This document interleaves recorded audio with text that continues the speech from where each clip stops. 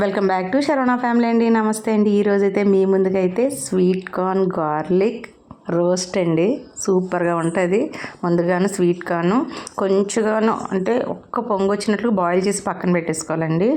పక్కన పెట్టి ఒక గిన్నెలో వేసుకొని దాంట్లోనే కొంచెం అల్లం వెల్లుల్లి పేస్ట్, అలాగే మనకి ఏంటంటే పొడి కారం, పచ్చికారం, తర్వాత ఏంటి జీలకర్ర, ధనియాలు వేపి పొడి చేసుకున్నటువంటి పౌడరు, కొంచెం మన సైంధవ లవణం వేసుకొని బాగా మిక్స్ చేయాలండి. మిక్స్ చేసిన దాంట్లోని మనకేంటంటే ఒక స్పూను కార్న్ఫ్లోర్, ఒక స్పూన్ మైదా వేసుకొని బాగా కోటెడ్ ఇచ్చుకోవాలన్నమాట. కోటింగ్ చేస్తున్నప్పుడు మనకి అన్నీ మిక్స్ అయినట్లు చూసుకోవాలి. చూసిన దాంట్లో ఒక పావు స్పూను ఆయిల్ వేయాలి.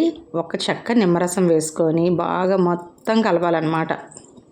ఎంత చక్కగా అంటే దానికి ఆల్రెడీ మనం బాయిల్ చేసాం కాబట్టి మనకి ఆల్రెడీ చెమ్మలా పట్టేసే ఉంటుంది. కాసేపు అంటే ఒక 10 నిమిషాలు, ఒక 5 నిమిషాలు ఉందనుకోండి వాటర్లాగా వచ్చేస్తుంది. చూస్తున్నారు కదా, నేను కొంచెం ఆయిల్ అయితే వేసాను. కానీ దీనికి నూనె లాగేస్తుంది. ఉడకబెట్టేసి మన నూనె ఏంటి మనం ఫ్రై చేసాం కదా అనుకుని ఏం లేదు, ఏ నూనె లాగలేదు. సింపుల్గా పిల్లలకి మనకు వచ్చేసారు కదండి, ఇప్పుడు మన గోల్డెన్ డేస్ కదా మదర్స్కి, పిల్లలు హాఫ్ డేస్ ఒకటి పెట్టేశారు కాబట్టి వాళ్ళకి ఆకలి ఆకలి అంటారు కదా, అందుకని మనం ముందుగా ప్రిపేర్ చేసేసుకొని కూడా ఉంచుకోవచ్చు. చక్కగా స్టోరేజ్ చేసినా కూడా చాలా బాగుంటుంది. ఇంకా చూసారు కదండి, బాగాను ఆయిల్ హీట్ ఎక్కినప్పుడు కొంచెం ఈ మిశ్రమం అంతా దాంట్లో వేయాలన్నమాట.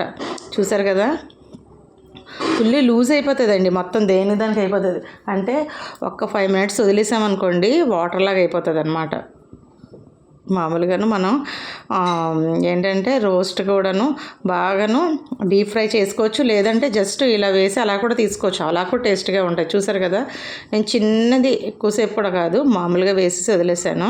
ఇంకో ప్యాన్ తీసుకొని దాంట్లోనే మనకు వెల్లుల్లి చిన్న చిన్న ముక్కలు కానీ చాప్ చేసేసుకొని దాంట్లోనే మనకి ఏంటంటే చిల్లీ ఫ్లేక్స్ అండి, అది కూడా కొంచెం వేసుకొని దోరగా వేయించేయాలన్నమాట. వేయించిన దాంట్లోని మనం ఈ స్వీట్ కార్న్ ఫ్రై చేసాం కదా అది దాంట్లో దింపేయాలన్నమాట. దింపేసి ఫుల్గాను మనకి ఈ వెల్లుల్లి ఆయిల్, ఈ చిల్లీ ఫ్లేక్స్ మంచి ఫ్లేవర్ అయితే వస్తుందండి. దీంట్లో నచ్చితే పచ్చిఉల్లిపాయలు, పచ్చిమిరపకాయలు కూడా వేసుకోవచ్చు, బాగుంటుంది.